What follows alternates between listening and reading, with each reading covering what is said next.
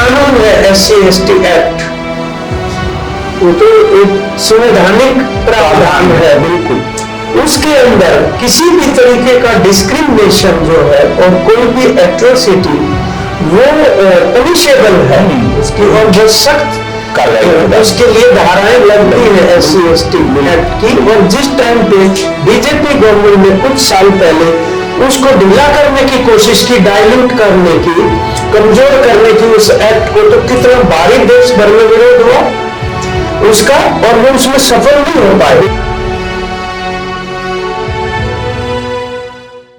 Left lens में आपका स्वागत है। जैसा कि आप जानते हैं कि हम लोग ये साप्ताहिक कार्यक्रम करते हैं जिसमें देश दुनिया में जो घटनाएं हो रही हैं, जो डिबेट हैं, उनको लेफ्ट के नजरिए से देखते हैं।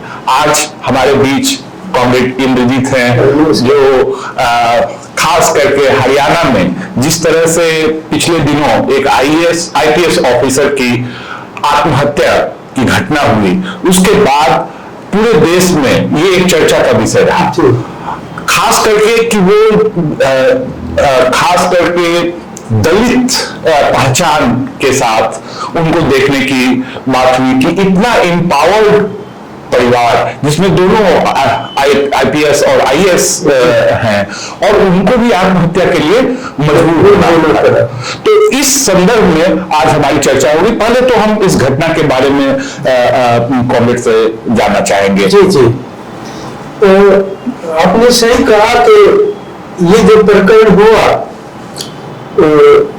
पूर्ण कुमार की सुसाइड का, उससे देश के ज्यादातर लोगों की जो कहते हैं ना कि भाई उनकी कॉन्शियसनेस जो स्टर हो गई, मतलब दे वर शॉक्ड आफ्टर दैट, इसमें कोई शक नहीं। और हरियाणा में भी इन जनरल मैं आपको बता रहा हूं, कोई उसके अंदर ऐसा नहीं था, यानी अक्रॉस द कास्ट डिवीजन इसके ऊपर रंजिश लोगों में गई, रोष गया उनके अंदर और विक्षोभ पैदा हुआ, एंग्विश। और उनकी जो पत्नी है, जो IAS है अम्मी कुमार, वो डिप्टी कमिश्नर वगैरह भी रही है हरियाणा के अंदर, वो पंजाब से है। उनका भाई आप पार्टी का MLA भी है। बताइए, इतने एम्पावर्ड। हाँ हाँ हाँ, वो अनफॉर्चुनेटली ये जब दुखद घटना घटी तो वो देश में नहीं थी, मुख्यमंत्री विदेशी दौरे पे थे, तो जो अधिकारियों की टीम जाती है उसमें वो शामिल थी। और फिर ये 7 तारीख को, जो 7 अक्टूबर को घटना घटी, तो उनको तुरंत रश बैक करना पड़ा।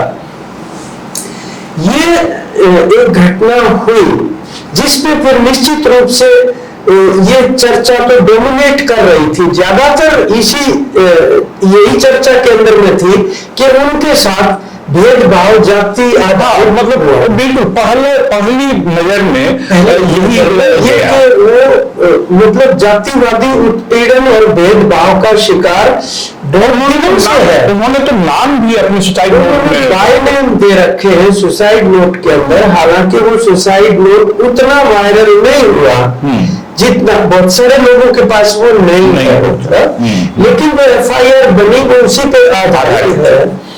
और परिवार में जाहिर है कि ये जरूर उसके बाद चाहा कि सख्त कार्रवाई होनी चाहिए जिनके नाम उसके अंदर लिखे हुए हैं। ये लोगों की भी मांग यही थी, और जाहिर है क्योंकि ये चर्चा थी तो दलितों में ज्यादा एंगर था कंपैरेटिवली, लेकिन ओरल रोष नहीं था, ऐसा भी नहीं कह सकते। और ये दलित भी वाल्मीकि समुदाय से ताल्लुक रखते थे, जिनको एक तरह से दलितों के भीतर भी मतलब भेदभाव का शिकार बनाया जाता है या उनको अछूत के तरीके से ट्रीट किया जाता रहा। वो उस समुदाय से बिलोंग करते थे, आंध्र प्रदेश से। तो उसके ऊपर एक बहस चल रही थी कि ये ऐसा क्यों हुआ, कैसे हुआ।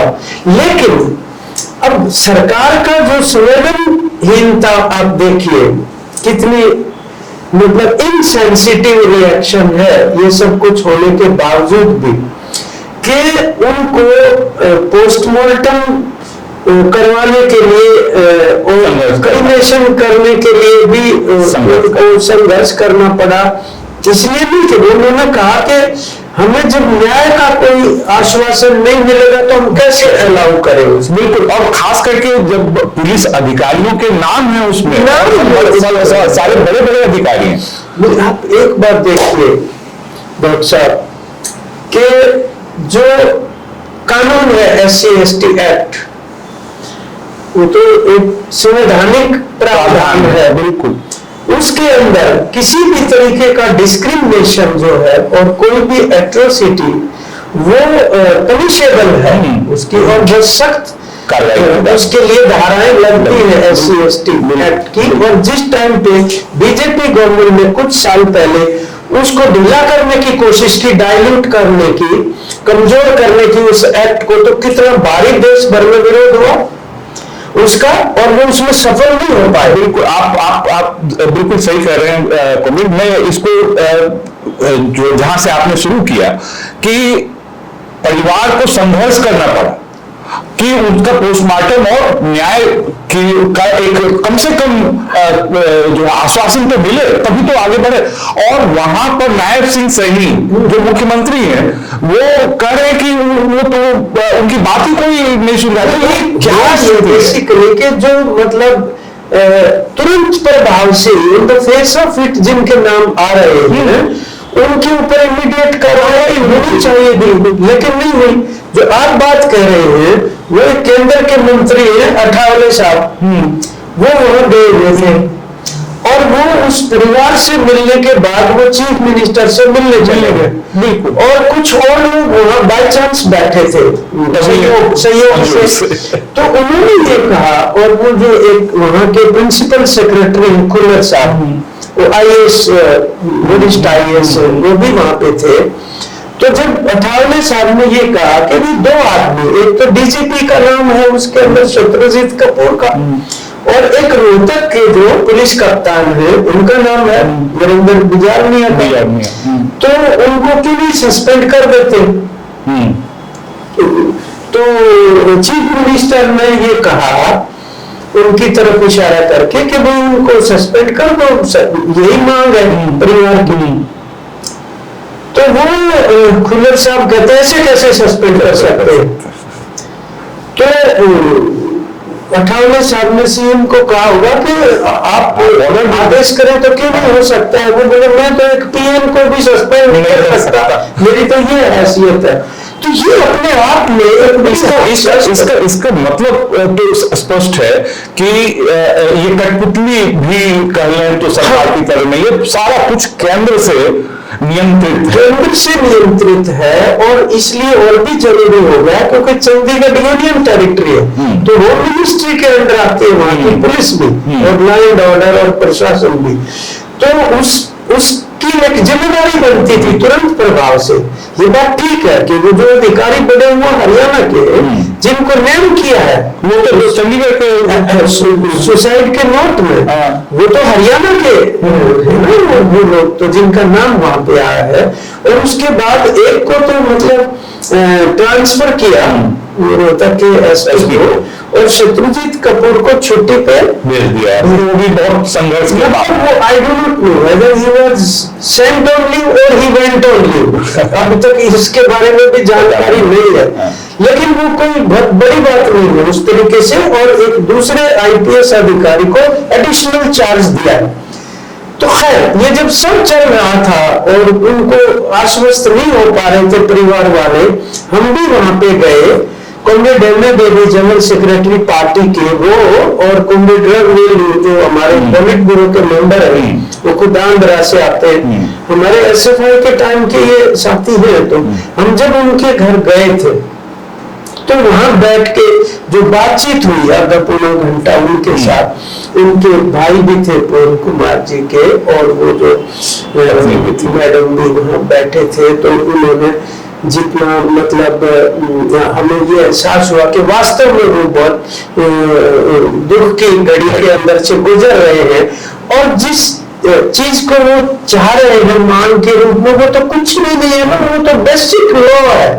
वो अपने आप जिम्मेदारी तय होकर के और न्याय का जो है प्रोफेसर राजीव जी, मैं ये कह रहा हूँ थाने के मुंशी का है ये काम करने का। बिल्कुल थाने के मुंशी को करना चाहिए। वो पढ़ के जो सुसाइड में होता है उसके लिए उनको 7 दिन तक डेड बॉडी रखनी पड़ रही है। किस तरह टाइम गुजरता अमानवीयता का। और फिर जो दूसरी घटना एक और, हाँ मैं वही जानना चाह रहा हूँ कि क्योंकि ये सिर्फ एक आत्महत्या का ही मसला नहीं है, बल्कि दूसरी आत्महत्या भी उसके कुछ ही दिनों के बाद होती है। और उसके बाद समाज जो बीजेपी जिस तरह का वहां पर सरकार का जिस तरह का रोल रहा, उसके बारे में आपसे जानना चाहूंगा। जो दूसरी घटना घटी 7 अक्टूबर को, वो ये घटी कि एक एएसआई जो होते हैं छोटा थानेदार, वो जो साइबर क्राइम के सेल के इंचार्ज थे वहां के, संदीप लाठर, उन्होंने, उनके मामा का घर है नजदीक गांव है रोहतक के बिल्कुल, वहां खेत में जाके जहां एक छोटा सा कमरा बना हुआ था वहां पर सुसाइड की न्यूज आ गई। और एक वीडियो सुसाइड होने से पहले का 6 मिनट का और कुछ 4 पेज का एक सुसाइड नोट वो लिख के वो छोड़ गए। अब उसके जाहिर है कि वो भी एक दुख की बात थी, उनके भी परिवार है, उनके भी छोटे छोटे बच्चे हैं, तो उसका भी अफसोस लोगों को हुआ। लेकिन ये अफसोस की बात ये है कि उसके बाद बीजेपी ने ये कोशिश की कि अब ये मसला किसी न किसी तरीके से जाति ध्रुवीकरण का बन जाए, कास्ट पोलराइजेशन का, जातिगत विभाजन हो जाए। ये पहले भी करती रही है बीजेपी, पहले वो करती रही है, कम्युनल डिवीजन भी और कास्ट वाला भी। पहले 2 साल पहले में घटना घट गई थी हिंसा किसी तरीके से, जहां माइनॉरिटी कम्युनिटी में रहते हैं, उस टाइम के ऊपर भी उसको फैलाने की कोशिश हुई कि हिंदू मोबिलाइजेशन नहीं हुई।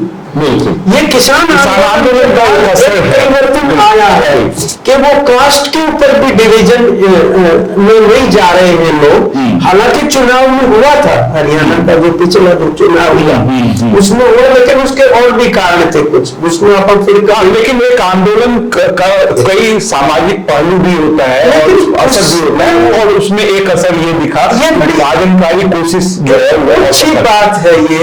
और परिवार देखो, आप एक बार देखिए, दोनों ही परिवार और दोनों ही आत्महत्याएं इस व्यवस्था और इस सिस्टम का शिकार हुए। मैं अगला उसी पर आना चाहूंगा कि मैं तो इसलिए कह रहा था कि इसी सिस्टम का जो 2 फैमिली जो शिकार हुए वो एक दूसरे के विरुद्ध तो नहीं खड़ी होनी चाहिए। बिल्कुल, उन्होंने जो पूनम कुमार जी का परिवार है, उन्होंने कोई संदीप सिंह के परिवार से ना कोई रंजिश है ना कुछ कहा किसी भी तरह का। उन्होंने ये कहा जुडिशियल इंक्वायरी होनी चाहिए। लेकिन किन कारणों से संदीप सिंह की आत्महत्या का जो छवि उस तरीके से चली गई, तो उन्होंने, अब ये बात आई है कि अमनीत कौर जो उनकी विडो है IAS, उनका और उनके भाई जो है उनका नाम उस संदीप सिंह वाली FIR में नेम कर दिया।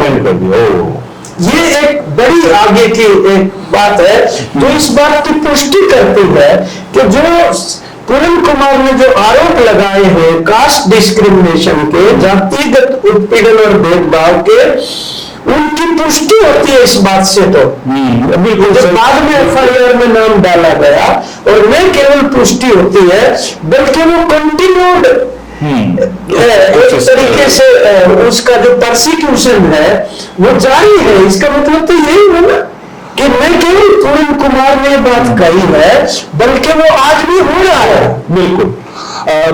एक और संदर्भ में जोड़ना चाहूंगा, खास करके कई सारे वीडियोज भी आ रहे हैं जिसमें कि इतने बड़े पैमाने पर एक पुनिया जी हैं जिनका वीडियो जो है चल रहा है, जिसमें बहुत स्पष्ट रूप से उसने दिखाया है, बताया है कि कैसे हरित क्रांति के बाद और इंडस्ट्रियलाइजेशन का जो दौर है, इंडस्ट्रियलाइजेशन के दौर में जो जमीनें बिकी और उन जमीनों से जो पैसे आए उन पैसों का एक पूरा मैनेजमेंट सूद पर देने का, और वो भी छोटा मोटा नहीं, करोड़ों करोड़ का सूद, और इंडस्ट्रियलिस्ट को।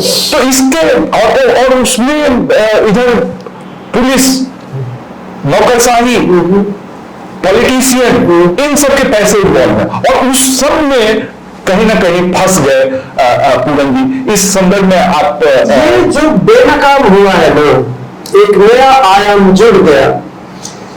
आप जैसे जो पढ़े लिखे लोग हैं वो तो इस बात को जानते थे कि हरित क्रांति के बाद एक जिसको नौ धनाढ्य वर्ग कहते हैं वो हरियाणा में पनपा था किसानी के अंदर, और वो नौ धनाढ्य वर्ग अपने ढंग से उसका जो चरित्र चित्रण करे तो वो अजीब किस्म का था, ये कह सकते हैं। लेकिन बाद के दौर में जब हरित क्रांति के भी जितने मतलब फायदे मिलने थे वो एग्जॉस्ट भी हो गए, बल्कि उल्टा पड़ने लग गया उसका असर, क्योंकि पूंजीवाद का पेनिट्रेशन हो गया। और हरियाणा तो आप ये लगा लो, हम तो कॉरिडोर पे बैठे, पूरा जो भी कंट्री में से गुजरते हैं ऊपर के प्रदेश लगा लो, आजादी से पहले इतिहास में देखेंगे तो इन्वेडर्स भी इधर से ही आते थे। तो कॉरिडोर है हरियाणा, उस कॉरिडोर के अंदर हाईवेज इतने बने हैं अभी भी। और जब में आप ये लगा लो कि हमारा इंडस्ट्रियलाइजेशन कोई हरियाणा के विकास का परिणाम नहीं है, हम तो दिल्ली की प्रॉक्सिमिटी निकटता होने की वजह से फरीदाबाद, गुड़गांव, सोनीपत, वगैरह कह सकते हैं उसकी वजह से। लेकिन बेरोजगारी इतनी भयंकर है, इस इंडस्ट्रियलाइजेशन में कोई रोजगार की समस्या नहीं हल की हमारे यहाँ।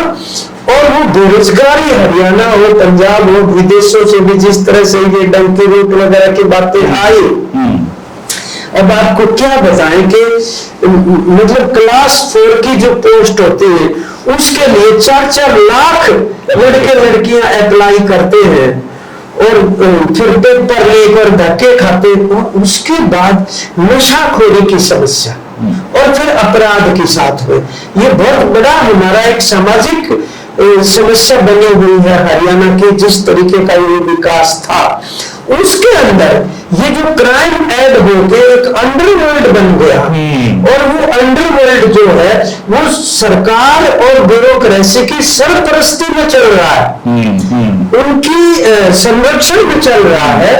और ये जो आपने कहा कि अगर किसी की मान लो फसल भी बिक गई ना और उसकी जेब में 2 लाख रुपए आ गए तो वो 2 लाख तुरंत इन्वेस्ट कर देता है छूट पे। हाँ, और वो जो लेने वाले हैं वो छोटे छोटे, पूरी एक हायरार्की है, एक नेटवर्क बना हुआ है, उसमें उसने 2 लाख दे दिया वैसे, तो कितने लोगों ने दे दिए होंगे, तो वो करोड़ों में हो गया। फिर वो सारा मिला के उसको जो और ज्यादा इंटरेस्ट के ऊपर दे रहे हैं, तो उस पैसे को मैनेज करने के लिए ये तो एक तरीके का रिजर्व बैंक जैसा काम होने लग रहा है। पैरेलल इकोनॉमी की तरह से क्राइम और अंडरवर्ल्ड का, ब्लैक मनी का संचालन हो रहा है, जिसके अंदर हत्याएं भी हो रही है, और उसमें पैसा जो है वो इन्वॉल्व है, ब्यूरोक्रेसी का भी, नेताओं का भी, और पॉलिटिशियंस का सेफ रिपोजिटरी है वो। और उसमें फिर ये जब संदर्भ आता है, पूरन कुमार जी का जो नाम आता है, बेसिकली एक बिगड़ जो गांव हमारे रोहतक के पास पड़ता है, झज्जर डिस्ट्रिक्ट का, वहां का एक मंजीत नौजवान जो उसकी हत्या होती है, और उसकी हत्या में एक नाम आ जाता है इंद्रजीत यादव, और वो नाम आने की वजह से, क्योंकि वो बहुत बड़े बड़े पॉलिटिकल लिंक्स उसके थे, उनके पैसे को क्योंकि पॉलिटिशियन और ब्यूरोक्रेसी का असीमित पैसा जो हरियाणा को जिस मतलब निर्ममता बेरहमी से लूटा जा रहा है, काम कुछ भी ठप है वहां बिल्कुल। और वो पैसा बहुत ही विश्वसनीय सूत्र उसको अगर देख रेख में रहे तो इससे बढ़िया उनके लिए तो कोई जगह नहीं हो सकती ना, कोई बैंक नहीं हो सकता, कोई विदेश नहीं हो सकता है इतना सेफ जितना वो रख रहा था, और बहुत अच्छा इंटरेस्ट दे रहा था। तो ब्लैक को में व्हाइट और व्हाइट को ब्लैक, वो सारा का सारा हो रहा। ये बात उभर के आई है, तो हम इससे कह सकते हैं हम तो एक तरह से विस्फोट के ऊपर बैठे, और उस विस्फोट का तो धुआं निकल रहा है साइडों से। उसमें फिर ये हुआ कि कुछ पॉलिटिशियन ने दबाव डाला कि इंद्रजीत यादव का नाम हटाया जाए, और वो जब कोशिशें होने लगी तो दिघल की पंचायत जो है वो आईजी साहब से मिली, पूर्ण कुमार जी से, उन्होंने कहा बेफिक्र रहो, बिल्कुल नहीं हटने देंगे। ये एक बहुत बड़ा उनका वो बन गया कि भाई पहले तो ये वैसे परेशान कर रहा था कि शिकायत पे शिकायत, शिकायत पे शिकायत हो रही थी, और वो न केवल खुद की कर रहा था, जो अन्य अनुसूचित जाति के अधिकारी थे उनकी समस्याओं को भी वो ऊपर जो है कंप्लेंट के रूप में SC/ST कमीशन में भी भेज रहा था। तो वो रड़क रहा था उनकी आंखों में, तो इसलिए उनको ये लगा कि अब तो ये सीमाएं पार करने लग रहा है। तो तो लग रहा है जैसे पूरा बॉलीवुड की पूरी फिल्म जो है इस पर क्राइम फिल्म फीकी पड़ जाए। ये स्क्रिप्ट अगर कोई बनाएगा तो वो IG का उन्होंने ट्रांसफर कर दिया, तो वही रोहतक के पास एक स्कूल है पुलिस का, उधर पोस्टिंग कर दी। तो जो जा रहे थे अंबाला में, तो एक पुलिस, रोहतक पुलिस की टीम जो है वो उनकी गाड़ी रुकवाती है, और उस गाड़ी में से सुशील कुमार उनका जो PSO है सिक्योरिटी, उसको गाड़ी से उतार लेती है।